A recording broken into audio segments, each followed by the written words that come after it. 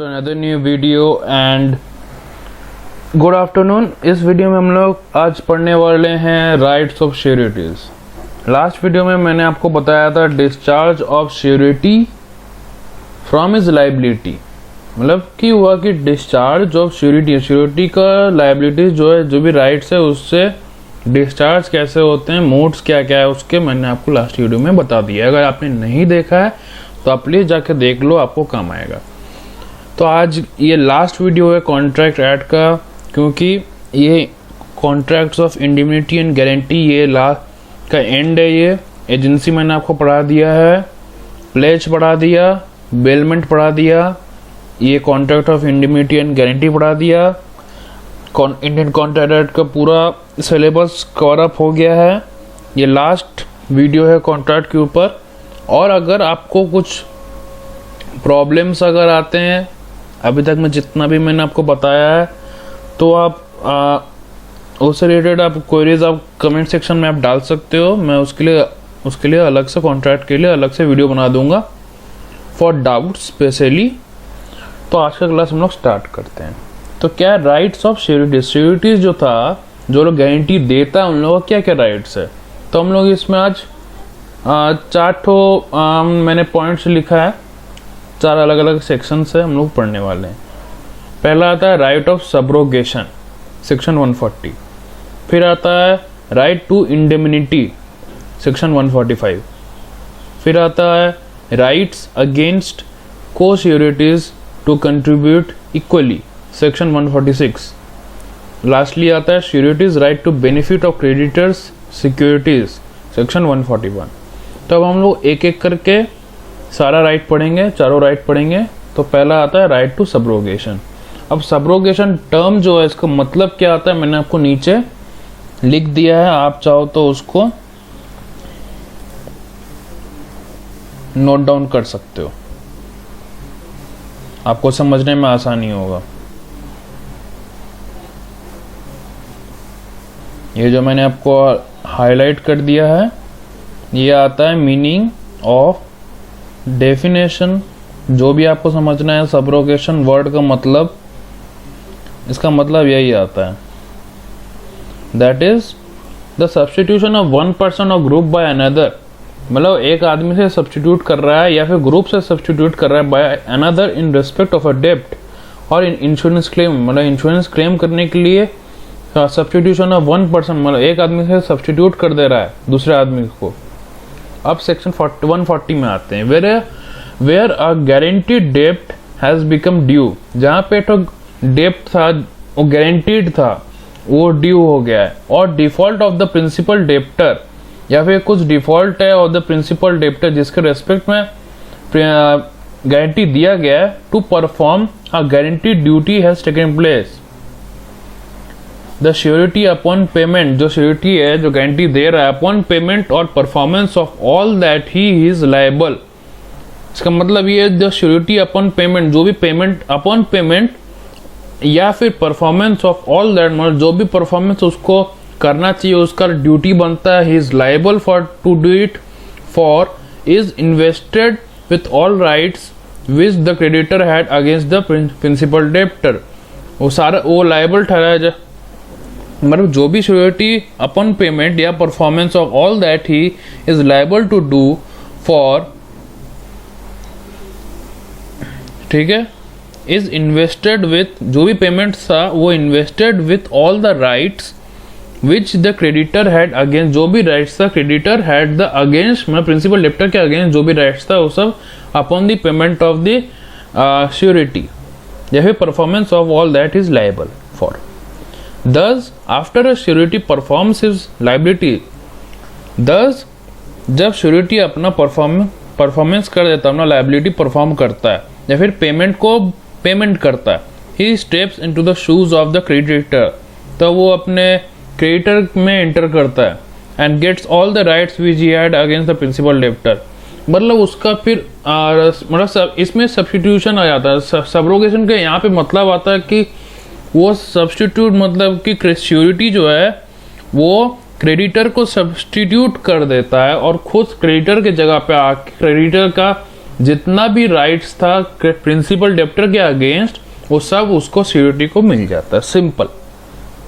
The sureties right does not depend upon any contract. Surety का ये जो substitution हुआ ये जो किसी भी कॉन्ट्रैक्ट पे डिपेंड नहीं करता। It rest on the equitable principal that he should be indemnified. ये रेस्ट करता on the equitable principal that he ये प्रिंसिपल पे वो बेस्ड है या फिर रेस्ट करता रहता है कि वो उसको इंडेमनिटी मिलना चाहिए, मतलब फॉर द लॉस उसको कंपेंसेशन मिलना चाहिए। सिंपल है। अब हम लोग आते हैं next, that is right to indemnity. The sureties right to indemnity is contained in section 145 of the act which provides.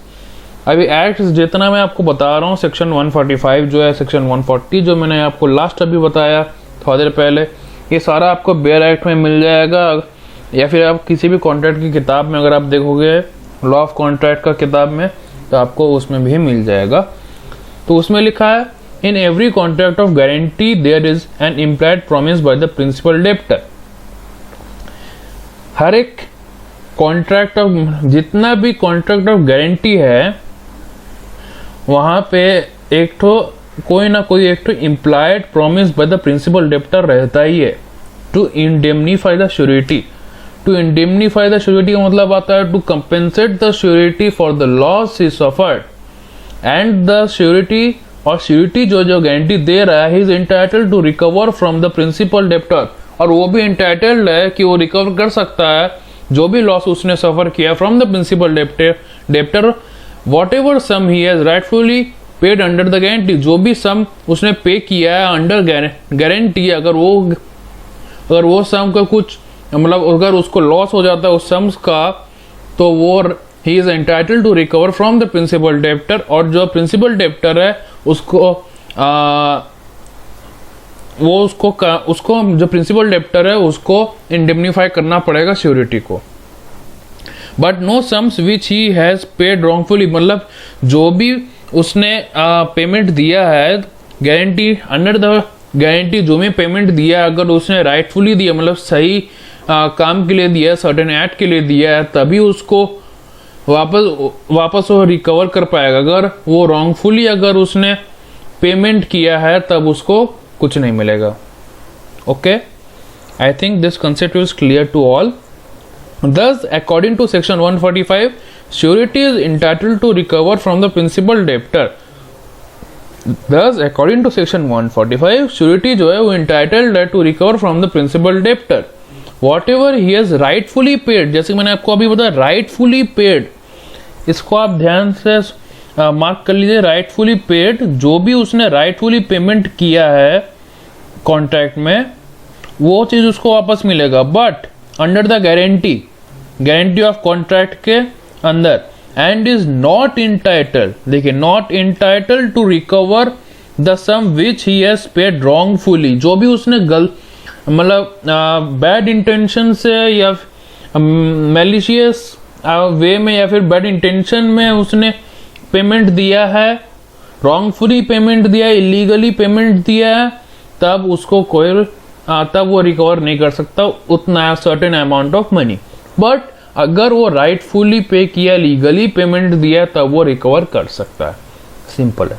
अब हम लोग आते हैं next, right against co sureties to contribute equally. As against co sureties, every surety has, जो मतलब co surety मतलब दो surety है, तो every surety has a right to ask, मतलब ए और बी अगर दोनों श्योरिटी है तो ए और B can ask to the other sureties to pay off the principal डेप्ट। जो भी प्रिंसिपल डेप्ट होगा, जो भी सर्टेन अमाउंट पेमेंट करना होगा, तो दोनों एक दूसरे को बोल सकता है पेमेंट कर देने के लिए। सेक्शन 146 प्रोवाइड्स वेयर टू और मोर पर्सन्स आर को श्योरिटीज फॉर द सेम डेप्ट। जहाँ जिस गारंटी ऑफ कॉन्ट्रैक्ट में दो या दो से ज्यादा आदमी लोग को श्योरिटीज है फॉर द सेम डेप्ट और ड्यूटी, सेम ड्यूटी के लिए को श्योरिटीज है, ईदर जॉइंटली और सिवियरली, मतलब कि या तो जॉइंटली है, मतलब ए और बी जॉइंट है, ए बी है या फिर अगर अलग अलग है, and whether under the same or different contracts, या तो सेम कॉन्ट्रैक्ट के अंडर है या फिर डिफरेंट कॉन्ट्रैक्ट के अंदर है, एंड वेदर विथ और without the knowledge of each other, और या फिर दोनों कॉन्ट्रैक्ट में है या नहीं है, दोनों जॉइंट है कि नहीं है, वो नॉलेज है कि नहीं उन दोनों को, वो है कि नहीं, नॉलेज है कि नहीं, अगर नॉलेज है या नहीं है वो चीज। द को श्योरिटीज, दोनों जो ए और बी है, in the absence of any contract to the contrary, इसका मतलब आता है जो को श्योरिटीज जो है ए और बी जो है, in the absence of any contract, किसी भी कॉन्ट्रैक्ट के एब्सेंस में, टू द कॉन्ट्ररी मतलब कि जो भी मैंने अभी मैंने आपको बताया, जो भी उसके कॉन्ट्ररी में, are liable as between themselves to pay each an equal share of whole डेब्ट, जो भी डेब्ट दिया हुआ है, जो भी उसको पेमेंट करना है, दोनों को इक्वली पेमेंट करना होगा। मान लीजिए 5,000 रुपया ए और बी को मिलके उसको पेमेंट, सी को पेमेंट देना है, तो ए और बी दोनों अलग अलग 2525 रुपया उसको पेमेंट देंगे, इक्वल शेयर ऑफ होल डेब्ट उसको पेमेंट करना होगा, और of that part of which it remains unpaid by the principal debtor, या फिर दिस वो पार्ट पेमेंट करना होगा जो भी प्रिंसिपल डेप्टर ने उसको पेमेंट नहीं दिया है। सिंपल।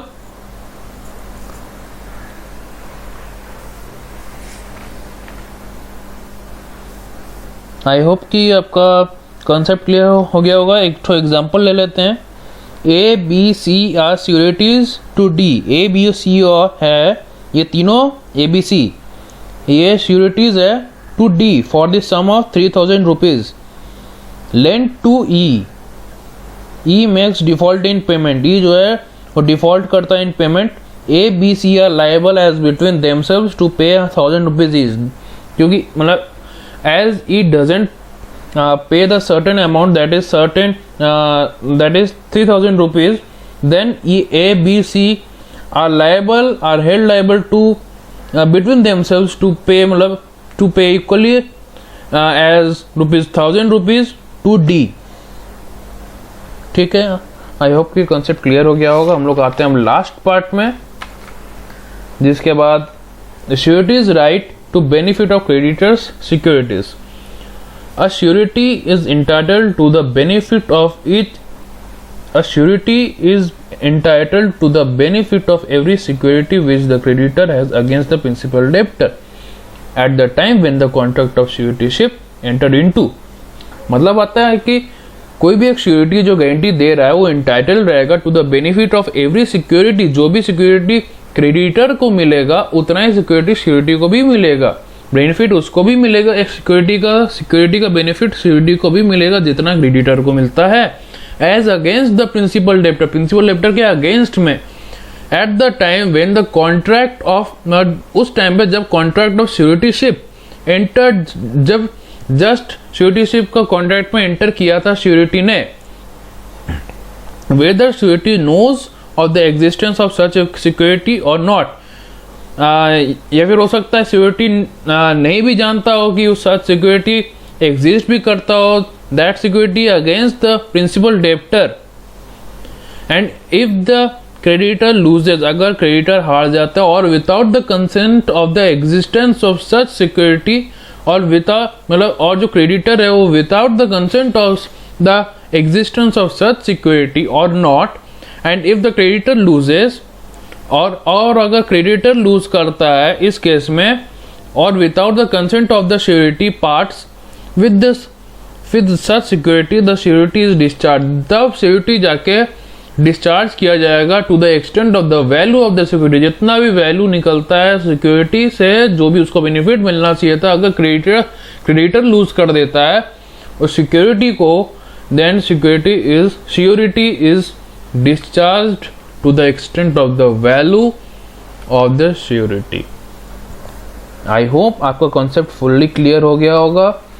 अगर क्लियर नहीं हो तो आप जल्दी से आप कमेंट सेक्शन में आप बोल दो, और आपको अगर पसंद आ जाए तो लाइक बटन आप जल्दी से दबा दो, और सब्सक्राइब बटन भी आप दबा दो, लाल रंग में होगा वो चीज़, और ज़्यादा से ज़्यादा शेयर कीजिए अपने दोस्तों में, फैमिली मेम्बर्स में, ताकि और भी लोगों को लॉ के बारे में और भी जानने को मिलेगा, नॉलेज मिलेगा, और अगर कोई डाउट आता है, जैसे कि मैं आपको हर एक वीडियो में बोलता हूँ, कोई डाउट आता है, कोई क्वेरीज आता है related to contracts of indemnity and guarantee, Hindu law, bailment, agency, pledge, section 1 to section 75 of the contract act 1872 का कोई भी डाउट्स आता है या फिर कुछ और दूसरे टॉपिक्स पे अगर आप चाहते हो वीडियोस में बनाऊँ दूसरे लॉ से रिलेटेड टॉपिक्स पे, आप वो भी आप हमको मेरे को बोल सकते हो।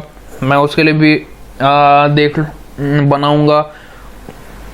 डाउट्स आएगा आपका, क्वेश्चंस होगा, उसके लिए मैं अलग से वीडियो बना दूंगा आप लोग के लिए।